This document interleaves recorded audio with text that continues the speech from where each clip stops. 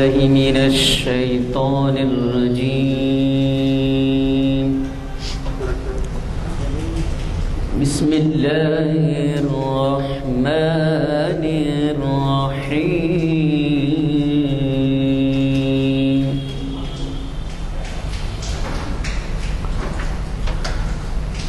قل هو الله أحد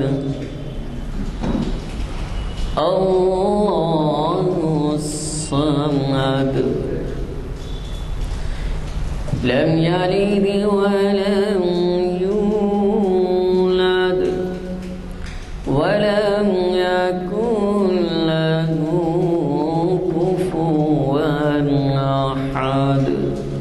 صدق الله العظيم.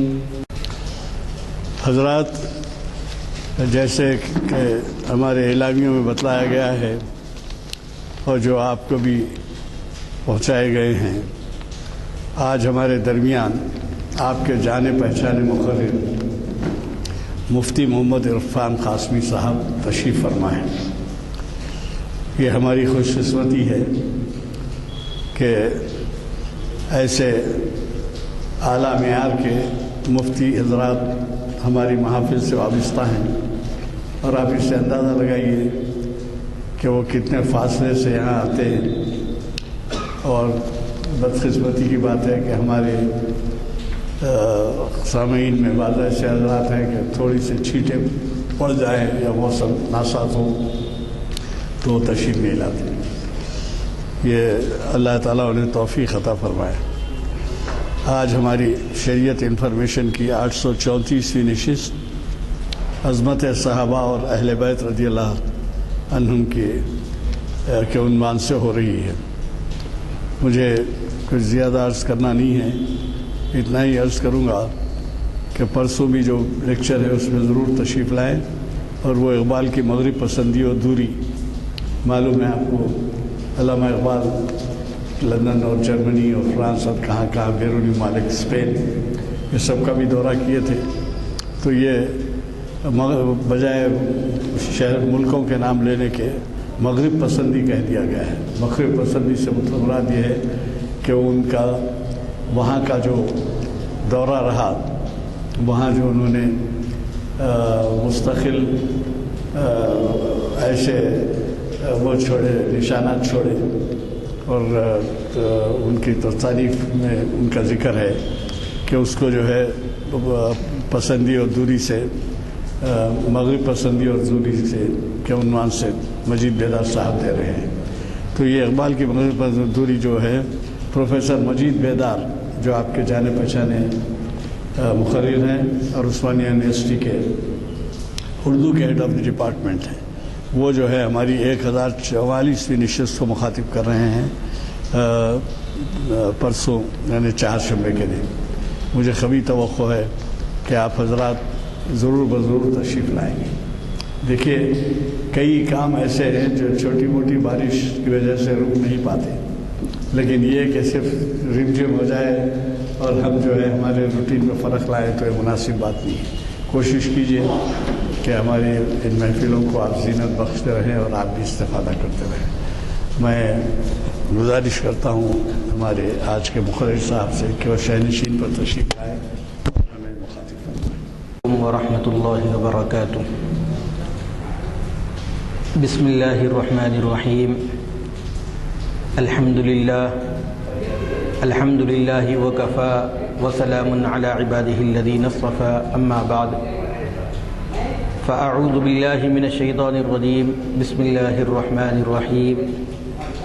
محمد رسول اللہ والذین معه اشداء علی الکفار رحماء بینہم تراہم رکعا سجدا یبتغون فضلا من اللہ ورضوانا۔ وقال تعالى في موضع آخر: فإن آمنوا بمثل ما آمنتم به فقد اهتدوا فإن تولوا فإنما هم في شقاق۔ صدق الله العظيم۔ وقال النبي صلى الله عليه وسلم: أصحابي كالنجوم بِأَيِّهِ مُقْتَدَيْتُمْ اِهْتَدَيْتُمْ او کما قال علیہ الصلاۃ والسلام۔ وہ مسلمان کہاں اگلے زمانے والے، وہ مسلمان کہاں اگلے زمانے والے، گردن قیصر و کسریٰ کی جھکانے والے، امتیاز ابیض و اسود کا مٹانے والے، سبق انسان کو اخوت کا پڑھانے والے، بھید کیا تھی کہ جو آپس میں ملے تھے نہ کبھی، ہو گئے مشرق و مغرب کے ملانے والے، جن کو کافور پہ ہوتا تھا نمک کا دھوکا، ہو گئے خاک کو اکسیر بنانے والے۔ بات کیا تھی کہ جو روما سے نہ ایران سے دبے، بات کیا تھی کہ جو روما سے نہ ایران سے دبے، چند بے ترتیب اونٹوں کے چرانے والے۔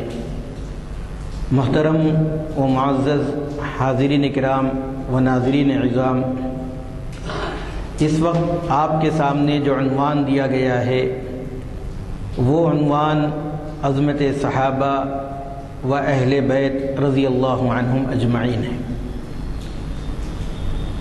عنوان دینے کی وجہ یہ ہے کہ محرم الحرام میں حضرت سیدنا حسین رضی اللہ تعالی عنہ کی شہادت کا جو واقعہ پیش آیا، جس کی وجہ سے پورے عالم اسلام کے اندر مسلمانوں کا ایک گروہ، ایک طبقہ حضرت سیدنا حسین رضی اللہ تعالی عنہ کی شہادت کے موقع پر ماتم کنا ہوتا ہے، ماتم کرتا ہے، وہ ان کے دینی یا مذہبی فرائض میں سے شامل ہوں گے، لیکن اس کی آڑ میں حضرات صحابہ اکرام رضوان اللہ تعالی علیہم اجمعین پر تبرہ بازی کرنا، ان کے اوپر ان کی کردار کشی کرنا، یہ ان کا شیوہ رہا ہے، اور وہ حضرات صحابہ اکرام رضوان اللہ تعالی علیہم اجمعین کو برا بلا کہتے ہیں۔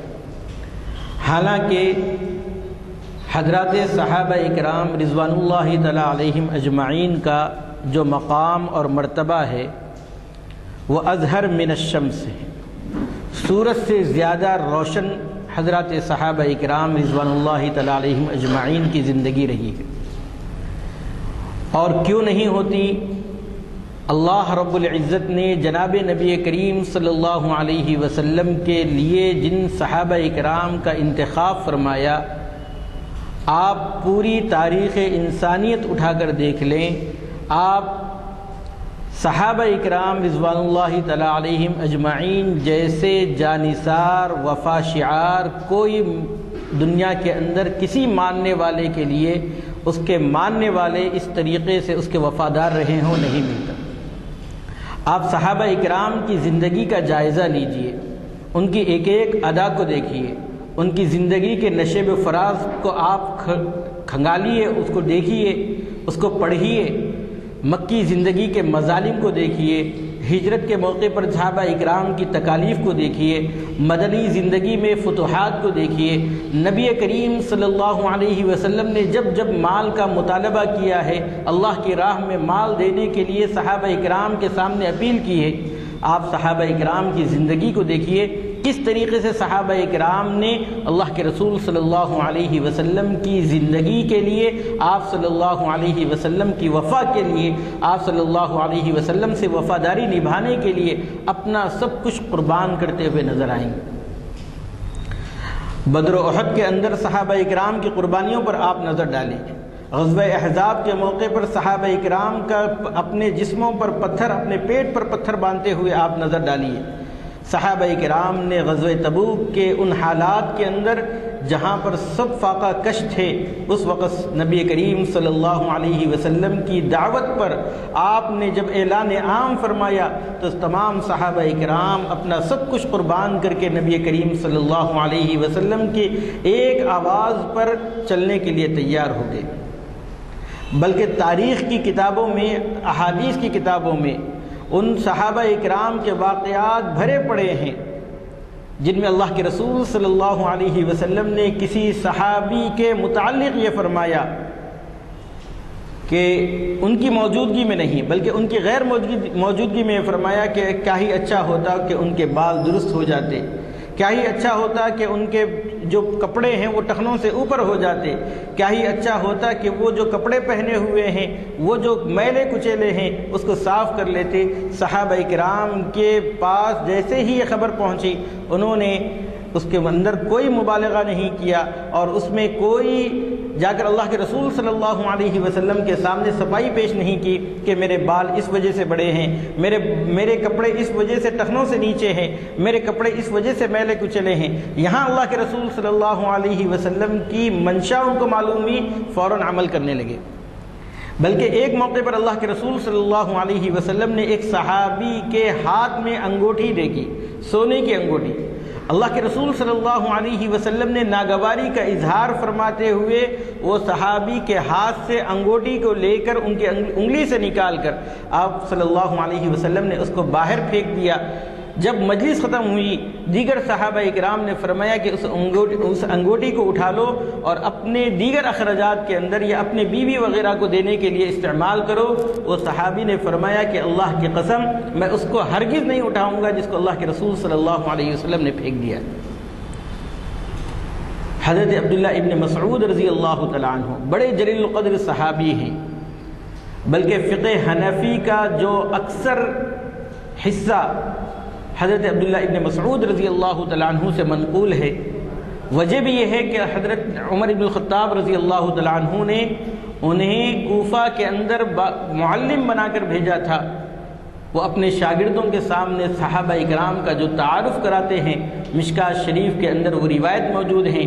عن ابن مسعود رضی اللہ عنہ قال من كان مستنا فليستن بمن قد مات فإن الحي لا تؤمن عليه الفتنة أولئك أصحاب محمد صلی اللہ علیہ وسلم كانوا أفضل هذه الأمة أبرها قلوبا وأعمقها علما وأقلها تكلفا اختارهم الله سبحانه وتعالى لصحبة نبيه صلى الله عليه وسلم ولإقامة دينه فأعرفوا لهم فضلهم واتبعوهم على أثرهم وتمسكوا بما استطعتم من أخلاقهم وسيرهم فإنهم كانوا على الهدى المستقيم۔ صحابہ اکرام کا تعارف کراتے ہوئے عبداللہ ابن مسعود فرماتے ہیں رضی اللہ تعالیٰ عنہ کہ جس کو کسی کی پیروی اختیار کرنا ہے، من کان مستنن فلیستن بمن قد مات، تو جو گزر چکے ہیں جن کا انتقال ہو گیا ہے ان کی پیروی کیجیے، ان کے طریقے کو اپنائیے۔ فإن الحي لا تؤمن عليه الفتنة، اس لیے کہ جو زندہ ہیں وہ فتنوں سے مامون نہیں ہیں۔ آگے فرماتے ہیں اولئک اصحاب محمد صلی اللہ علیہ وسلم، یہ نبی کریم صلی اللہ علیہ وسلم کے صحابہ ہیں۔ کانوا افضل هذه الامہ، یہ صحابہ اکرام اس امت کے افضل ترین لوگ ہیں۔ ابرہا قلوبا، ان کے دل نیکیوں سے پر ہیں، نیکیوں سے لبریز ہیں۔ واعمقها علما، علم کے اعتبار سے گہرائی اور گہرائی لیے ہوئے ہیں۔ وَأَقَلَّهَا تَكَلُّفًا، تکلف کے اعتبار سے سب سے کم ہیں۔ وہاں تکلف نام کی کوئی چیز نہیں تھی۔ آپ نے متعدد موقع پر اللہ کے رسول صلی اللہ علیہ وسلم نے کسی صحابی کے بارے میں فرمایا کون ہے جو اس کی مہمان نوازی کرتے ہیں؟ صحابہ اکرام تیار ہو گئے، تیار ہونے کے بعد وہاں پر جا کر اس مہمان کے لیے بہت اچھی خاطر تواضع کی ہو، یہ نہیں ہے، گھر میں جو کچھ تھا وہ کھلا دیا۔ تکلف نام کی کوئی چیز نہیں تھی، اگر نہیں ہے صراحت کے ساتھ کہہ دیا گیا۔ بھوک لگ رہی ہے، اللہ کے رسول صلی اللہ علیہ وسلم نے کتنے موقع پر، کتنی جگہوں پر صحابہ اکرام کے بھوک کے آثار کو دیکھا اور پھر دوسرے صحابہ اکرام کے سامنے تذکرہ کیا، جو گھر میں رہا وہ بنا کر کھلا دیا گیا۔ تکلف بالکل نہیں ہے، اس لیے سب سے زیادہ مہمان نواز حضرات صحابہ اکرام رضوان اللہ تعالی علیہم اجمعین ہوتے ہیں۔ اقلھا تکلفا، آگے جو بات حضرت عبداللہ ابن مسعود رضی اللہ تعالیٰ عنہ صحابہ اکرام کے بارے میں فرماتے ہیں وہ آپ ذرا غور سے سنیے۔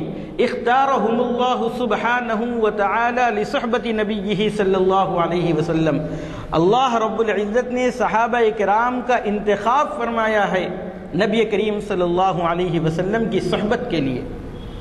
جب اللہ رب العزت انتخاب فرماتے ہیں تو آپ اندازہ کیجئے کہ تمام انسانوں میں جو سب سے افضل ترین لوگ تھے ان کا انتخاب کیے۔ آج ایک سلیکشن کمیٹی ہوتی ہے، ہر کھیل کے اندر کمیٹی بنائی جاتی ہے، اور اہم موقعوں پر، اہم ٹورنامنٹ جو ہوتے ہیں اس موقع پر، جیسے ورلڈ کپ ہو یا کوئی اور اہم ٹورنامنٹ ہو، اس میں جن کھلاڑیوں کا انتخاب کیا جاتا ہے، جب وہ پریس کانفرنس کرتے ہیں تو یہ کہتے ہیں کہ ہم ہندوستان بھر سے ان کھلاڑیوں کا انتخاب کیا ہے جو اس ٹورنامنٹ کے لیے ہمارے نزدیک سب سے پسندیدہ کھلاڑی، جو سب سے زیادہ باصلاحیت کھلاڑی تھی، ان کا ہم نے انتخاب کیا ہے۔ تو اللہ رب العزت نے روئے زمین پر جتنے انسان آنے والے ہیں ان تمام میں جو نبی کریم صلی اللہ علیہ وسلم کی صحبت کے لیے ان میں جو افضل ترین لوگ تھے، اللہ رب العزت نے ان کا انتخاب فرمایا۔ اختارهم اللہ سبحانہ وتعالی لصحبت نبیہ صلی اللہ علیہ وسلم، اور آگے فرماتے ہیں وَلِإِقَامَةِ دِينِهِ، اور اپنے دین کی اقامت کے لیے، اپنے دین کو مضبوط اور مستحکم کرنے کے لیے حضرات صحابہ اکرام کا انتخاب فرمایا ہے۔ اسی لیے آج چہار دانگے عالم کے اندر جو اسلام نظر آ رہا ہے وہ حضرات صحابہ اکرام کے مرہون منت ہے۔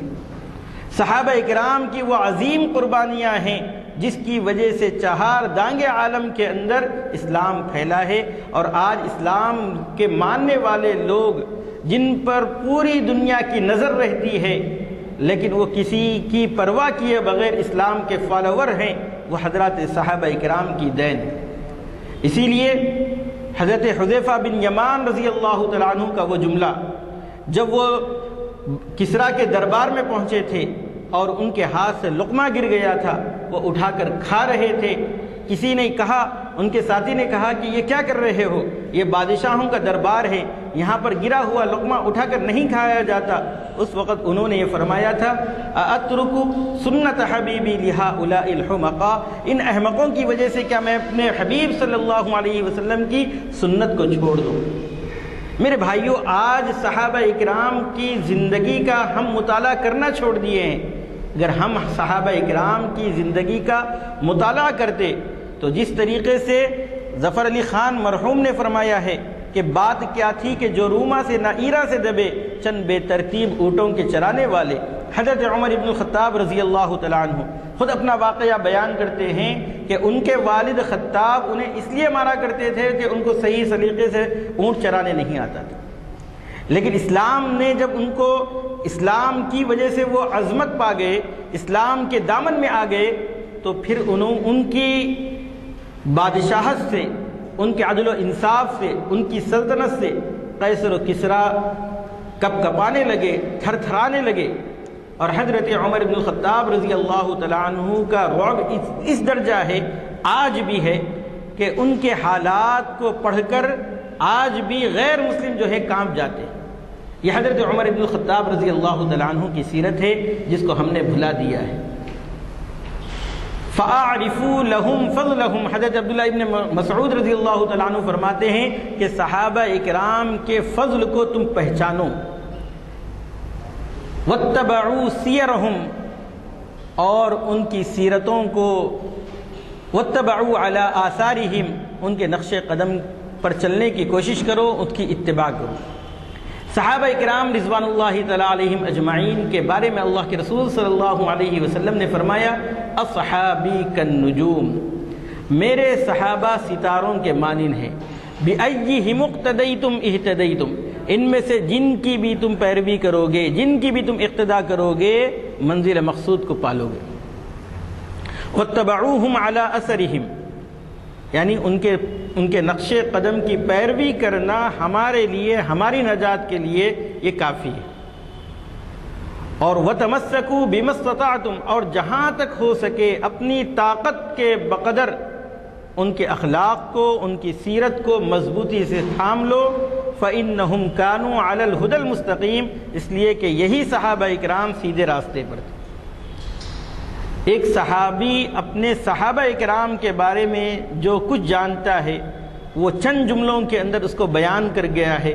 میرے بھائیو، حقیقت یہی ہے کہ اللہ رب العزت نے صحابہ اکرام رضوان اللہ تعالیٰ علیہم اجمعین کو وہ مقام عطا فرمایا ہے کہ جس کو ہم سوچ ہی نہیں سکتے ہیں۔ اسی لیے قرآن مجید میں فرمایا فَإِنْ آمَنُوا بِمِثْلِ مَا آمَنْتُمْ بِهِ، اگر بعد والے لوگ ایمان لائے جیسے تم ایمان لائے ہو فَقَدِ اهْتَدَوْا، تو وہ راہیاب ہو گئے۔ وَإِنْ تَوَلَّوْا، اور اگر روگردانی کریں گے وہ لوگ فَإِنَّمَا هُمْ فِي شِقَاقٍ، تو وہ مصیبتوں میں پڑیں گے، تکلیفوں میں پڑیں گے، مشقتوں کے اندر پڑ جائیں گے۔ اور جب منافقین کا ٹولہ حضرات صحابہ اکرام رضوان اللہ تعالیٰ علیہم اجمعین کے بارے میں رقیق جملے استعمال کرنے لگا، اور جب ان سے کہا جانے لگا وَإِذَا قِيلَ لَهُمْ آمِنُوا كَمَا آمَنَ النَّاسِ، جب ان سے کہا گیا کہ تم ایمان لاؤ جیسے لوگ ایمان لائے ہیں، یعنی حضرات صحابہ اکرام، وہ کہنے لگے اَنُؤْمِنُ كَمَا آمَنَ السُّفَهَاءُ، کہ ہم ایمان لائے جیسے بیوقوف لوگ ایمان لائے ہیں۔ اللہ رب العزت نے کئی تاکیدوں کے ساتھ فرمایا الا انہم ہم السفہاء ولکن لا یعلمون، آگاہ ہو جاؤ، عربی جاننے والے جانتے ہیں کہ اللہ کے رسول اللہ رب العزت نے حضرات صحابہ اکرام کے بارے میں جن لوگوں نے ایسے جملے کہے ہیں، اللہ رب العزت نے بہت تاکید کے ساتھ پہلے حرف تنبیہ استعمال کیا، الا انہم ہم السفہاء، انا یہ بھی تاکید کے لیے آتا ہے، پھر اس کے بعد خبر لائی گئی، اور پھر اس کے بعد فرمایا گیا ہم السفہاء، وہی لوگ بے وقوف ہیں، ولکن لا یعلمون، لیکن جانتے نہیں ہیں۔ اللہ کے رسول صلی اللہ علیہ وسلم نے فرمایا ہم ہر جمعے میں خطیب کے الفاظ سنتے ہیں، وہ حدیث سنتے ہیں خطیب کے زبان سے، لیکن ہم صحابہ اکرام کی عظمت کو اور ان کے تقدس کو پہچانتے نہیں ہیں۔ خطیب کہتا ہے، نبی کریم صلی اللہ علیہ وسلم فرماتے ہیں اللہ اللہ فی اصحابی، اللہ سے ڈرو، اللہ سے ڈرو میرے صحابہ کے بارے میں، لا تتخذوہم غرضا من بعدی، میرے بعد ان کو کسی طریقے کا نشانہ نہیں بنانا۔ کیوں؟ اس لیے کہ صحابہ اکرام سے محبت دراصل مجھ سے محبت کی علامت ہے، اور صحابہ اکرام سے بغض اور عداوت دراصل مجھ سے بغض اور عداوت کی علامت ہے۔ اللہ اللہ فی اصحابی لا تتخذوہم غرضا من بعدی فمن احبہم فبحبی احبہم، جو ان سے محبت کرے گا دراصل مجھ سے محبت ہونے کی وجہ سے، یعنی نبی کی محبت کی وجہ سے صحابہ سے محبت کر رہا ہے۔ ومن ابغضہم، اور جو ان سے نفرت کرے گا، بغض کا معاملہ کرے گا، فببغضی ابغضہم، میری وجہ سے یعنی میرے بغض کی وجہ سے صحابہ اکرام سے بغض کر رہا ہے۔ اس لیے جو صحابہ اکرام پر تنقید کرتے ہیں یا ان کے اوپر کوئی ایسے الفاظ استعمال کرتے ہیں، دراصل وہ صحابہ کو نشانہ نہیں بنا رہے ہیں، نبی اکرم صلی اللہ علیہ وسلم کی ذات اقدس کو نشانہ بنانے کی کوشش کر رہے ہیں۔ اور پھر صحابہ اکرام رضوان اللہ تعالی علیہم اجمعین، آپ حدیث پڑھتے ہیں، جو حدیث ہم تک پہنچی ہے تو اس کو جو حدیث پہنچانے والے ہوتے ہیں اس کو حدیث کی اصطلاح میں راوی کہا جاتا ہے۔ جیسے نبی کریم صلی اللہ علیہ وسلم سے جو حدیث سنی ہے وہ حضرات صحابہ اکرام نے، حضرات صحابہ اکرام سے تابعین نے، اس کے بعد تبع تابعین نے، پھر اس کے بعد ایک سلسلہ چلا ہوتا ہے یہاں تک کہ محدثین تک پہنچتا ہے، اور پھر محدثین اس کو اپنی کتاب کے اندر درج کر لیتے ہیں۔ لیکن تمام راویوں کے بارے میں باضابطہ حدیث کے جاننے والے، حدیث کے ماہرین اس کے اوپر جرح کرتے ہیں، اور ہر راوی کے بارے میں کچھ نہ کچھ جو بھی ان کے بارے میں ریمارک ہوتا ہے وہاں پر کسی طریقے سے چوک نہیں کرتے ہیں، بلکہ ان کا پورا وہ کس درجے کے ثقہ راوی ہیں، کس درجے کا اعتماد ان کے اندر پایا جاتا ہے، کبھی ان سے زندگی کے اندر کبھی نسیان ہوا ہے یا نہیں ہوا ہے، وہ کبھی روایت بیان کرنے میں کبھی کذب سے کام لیا ہے یا نہیں لیا گیا ہے، ہر طرح کی بات کتابوں کے اندر درج ہے۔ لیکن تمام محدثین اس بات پر اتفاق رکھتے ہیں الصحابۃ کلہم عدول، کہ صحابہ اکرام پورے کے پورے عادل ہیں، یعنی اگر تابعی کی بات آئے گی، حسن بصری ہو، حضرت امام ابو حنیفہ ہو، یا اس سے بڑھ کر کوئی اور تابعی ہو، جیسے فقہائے سبعہ جو مدینہ منورہ کے مشہور تابعین گزرے ہیں، ان تمام کی باری جب آئے گی تو محدثین ان کے بارے میں کچھ نہ کچھ کلام کریں گے، لیکن جب بات صحابی تک پہنچتی ہے تو تمام محدثین کی زبانیں اور ان کے قلم وہیں پر رک جاتے ہیں اور کہتے ہیں کہ الصحابۃ کلہم عدول، صحابہ تمام کے تمام عادل ہیں۔ کیوں؟ اس لیے کہ یہ بنیاد ہیں، اگر بنیاد کو کمزور کر دیا جائے گا تو پوری عمارت ڈھا دی جائے گی۔ یہ ہمارے دین حنیف کے، نبی کریم صلی اللہ علیہ وسلم کی شریعت کے یہ لوگ بنیاد ہیں، اس لیے ان کے بارے میں کسی طریقے کا جملہ استعمال نہیں کیا جائے گا جو ان کے شان کے خلاف۔ تو میرے بھائیوں، ازواج مطہرات رضی اللہ عنہن اجمعین یا اہل بیت اطہار، یہ تمام صحابہ اکرام ہیں۔ جتنے میں نے فضائل صحابہ اکرام کے بیان کیے ہیں ان تمام کے مصداق اہل بیت اطہار بدرج اتم ان کے اندر یہ فضائل موجود ہیں۔ لیکن صحابہ اکرام رضوان اللہ تعالی علیہم اجمعین اور بیت اطہار، نبی کریم صلی اللہ علیہ وسلم کے گھرانے، اگر آپ ان کی زندگی کا حقیقی مطالعہ کریں گے تو دونوں بہت ہی شیر و شکر کے ساتھ ایک دوسرے سے محبت اور الفت کے ساتھ ان لوگوں نے زندگی گزاری ہے۔ اور کیسے نہیں گزارتے، خود قرآن مجید یہ کہہ رہا ہے محمد الرسول اللہ، محمد اللہ کے رسول ہیں، والذین معہ اشداء علی الکفار، اور جو ان کے ساتھ ایمان لائے ہیں وہ کافرین پر تو سخت ہیں، رحماء بینہم، آپس میں رحم دل ہیں، آپس میں نرم ہیں۔ یعنی صحابہ اکرام ایک دوسرے کے اوپر جان نچھاور کرنے والے ہیں۔ اگر کوئی یہ کہتا ہے کہ اہل بیت اطہار سے صحابہ اکرام نفرت کرتے ہیں تو قرآن مجید اس کی تکذیب کرتا ہے اور کہتا ہے کہ رحماء بینہم، صحابہ اکرام آپس میں رحم کرنے والے ہیں۔ اور پھر صحابہ اکرام رضوان اللہ تعالی علیہم اجمعین اور اہل بیت اطہار، ان کے متعلق قرآن مجید میں یہ کہا گیا ہے اولئک الذین امتحن اللہ قلوبہم للتقوی، اللہ رب العزت نے ان کے قلوب کا امتحان لیا ہے۔ امتحان لینے کے بعد لہم مغفرۃ، ان کے لیے مغفرت کا پروانہ لکھا گیا۔ جب اللہ رب العزت امتحان لے رہے ہیں تو امتحان کس طریقے سے لے رہے ہیں؟ آپ غزوہ احزاب کا موقع دیکھ لیجئے۔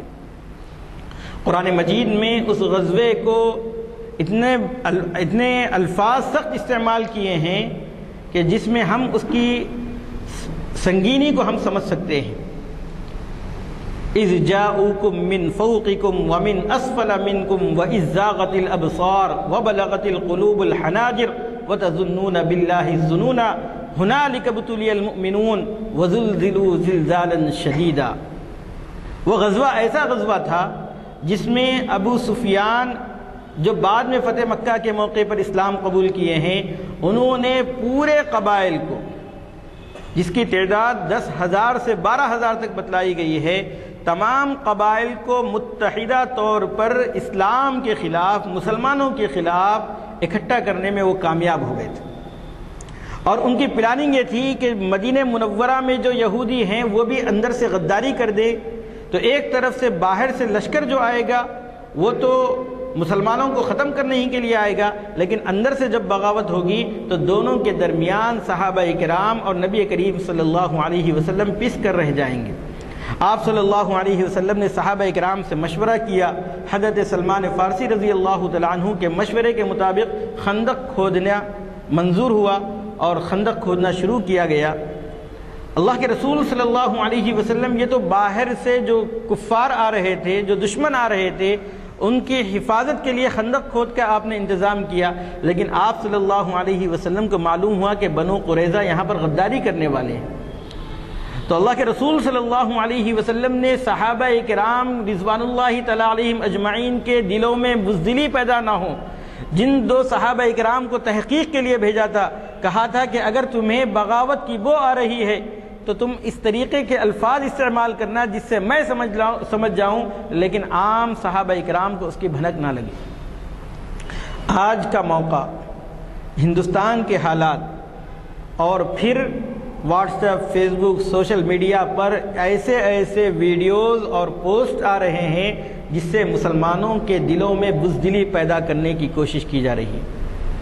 آپ کو معلوم ہونا چاہیے سب سے پہلے یہ ہے کہ ہم اقلیت میں ہے ہی نہیں، اس لیے کہ جو لوگ اتنے زیادہ معبودان باطلہ کی پرستش کرنے والے ہیں وہ اپنے آپ کو یکجٹ سمجھ رہے ہیں، اور ہم ایک خدا کی عبادت کرنے والے اپنے آپ کو متفرق سمجھ رہے ہیں۔ یہی تو دھوکہ ہے۔ پہلی بات یہ ہے کہ ہم اقلیت میں ہے ہی نہیں، اتنی بڑی ہماری سوسائٹی ہے، ہماری جو ہے اتنی بڑی تعداد ہے کہ ہم کوئی بتاشا نہیں ہے کہ پانی ڈالنے سے ہم گھل جائیں گے۔ اس لیے اپنے اندر سے بزدلی کو ختم کیجئے۔ ہندوستان کے وہ حالات جو ملک تقسیم ہو رہا تھا وہ اس سے زیادہ بھیانک تھے۔ ابھی 17 تاریخ کو جو سقوط حیدرآباد کا واقعہ پیش آیا ہے اس کے متعلق بھی اس وقت کے جو حالات تھے وہ اس سے زیادہ سنگین تھے۔ جو لوگ اس وقت موجود ہیں وہ جانتے ہیں، لیکن مسلمانوں نے کبھی ہمت نہیں ہاری اور ہمیشہ اپنے حقوق کے لیے لڑتے رہے، اور آئندہ بھی اس سے زیادہ منظم انداز میں لڑیں گے۔ اس لیے گھبرانے کی ضرورت نہیں ہے۔ طاقتیں آتی ہیں، ہمارے امتحان کے لیے آتی ہیں، لیکن ہم جب ثابت قدم رہتے ہیں تو وہ پاش پاش ہو کر چلے جاتی ہیں۔ اس لیے اس وقت بزدلی کی کوئی ضرورت نہیں ہے، اپنے اندر ہمت، عزم اور حوصلہ پیدا کرنے کی ضرورت۔ اس لیے جو ایسے پوسٹ آتے ہیں، جو حاضرین ہیں، جو سننے والے ہیں، ان سے گزارش ہے کہ اس کو آگے شیئر نہ کریں۔ اس سے لوگوں کے دلوں میں بزدلی پیدا ہوتی ہے، اور ہم ایک زندہ جاوید قوم ہیں، ہم بزدل قوم نہیں ہیں۔ تو غرض اللہ کے رسول صلی اللہ علیہ وسلم نے صحابہ اکرام کو یہ ہدایت دی تھی، اور انہوں نے آ کر بتا دیا تھا کہ واقعاتاً بنو قریظہ غداری کرنے والے ہیں۔ قرآن مجید نے اس کو ان الفاظ میں تعبیر کیا ہے، اذ جاؤکم من فوقکم، ایک لشکر تو باہر سے آ رہا تھا، اور ایک لشکر ومن اسفل منکم، تمہارے درمیان سے بھی، نیچے سے بھی تھا۔ وَإِذْ زَاغَتِ الْأَبْصَارُ، اس وقت صحابہ اکرام کی حالت یہ تھی کہ ان کی آنکھیں پھٹی کی پھٹی رہ گئی۔ اللہ کے رسول صلی اللہ علیہ وسلم کی 5 نمازیں اس غزوے کے اندر قضا ہوئی۔ وَبَلَغَتِ الْقُلُوبُ الْحَنَاجِرَ، کلیجے جو ہے وہ گلوں میں آ گئے تھے، منہ میں آ گئے تھے۔ ہمارا محاورہ بھی ہے کلیجہ منہ کو آنا، وہ کیفیت صحابہ اکرام کی ہو گئی تھی۔ اور پھر وَتَظُنُّونَ بِاللَّهِ الظُّنُونَ، اور تم اللہ پر طرح طرح کا گمان کر رہے تھے۔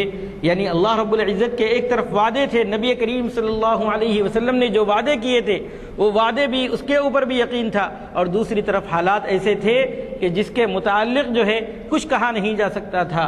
اللہ رب العزت فرماتے ہیں کہ ہنالک ابتلی المؤمنون، اس وقت مومنین کو آزمایا گیا، وزلزلوا زلزالا شدیدا، اور ان کو بھیانک طریقے سے ہلا کر رکھ دیا گیا۔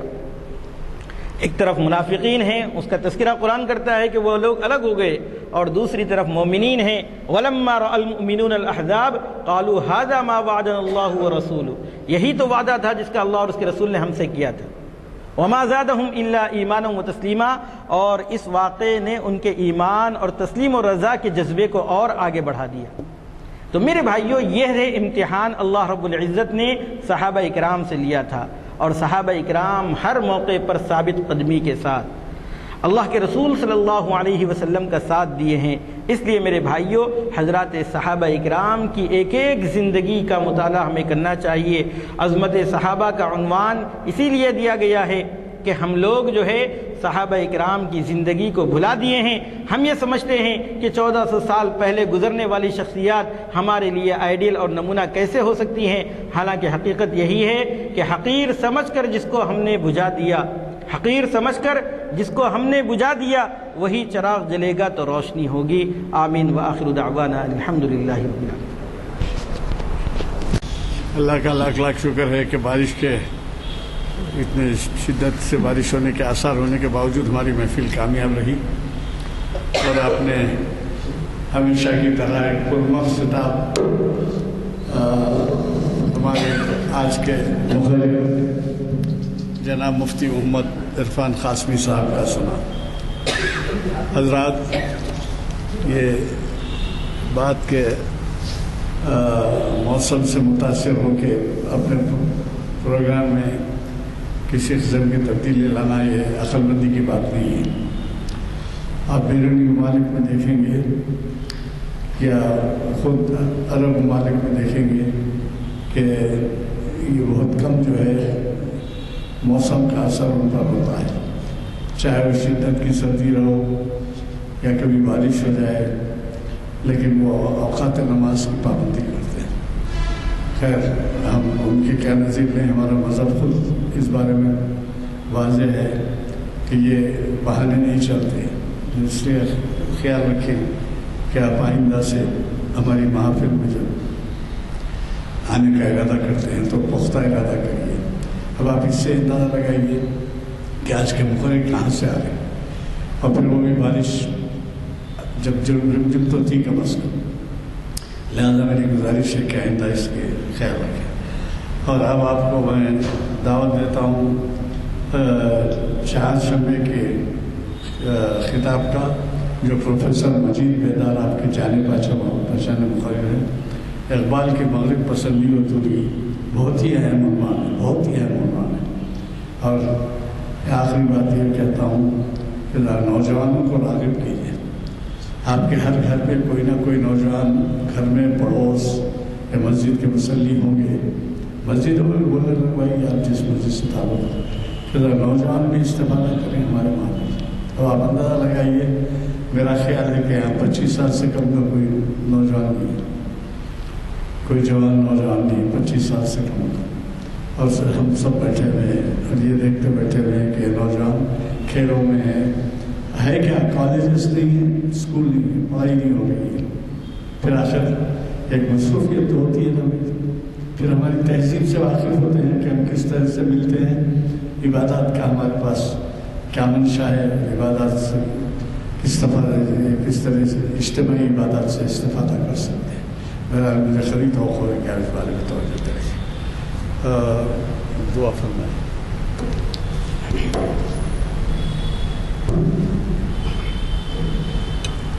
اللهم صل على محمد وعلى آل محمد وبارك وسلم. ربنا آتنا في الدنيا حسنة وفي الآخرة حسنة وقنا عذاب النار. ربنا ظلمنا أنفسنا وإن لم تغفر لنا وترحمنا لنكونن من الخاسرين. ربنا لا تزغ قلوبنا بعد إذ هديتنا وهب لنا من لدنك رحمة إنك أنت الوهاب. سبحان ربك رب العزة عما يصفون وسلام على المرسلين والحمد لله. اذان کتنے بجے؟ 6:25. جزاک اللہ. ارے ادھر کو بھیتر کی شیشی کہاں ہے؟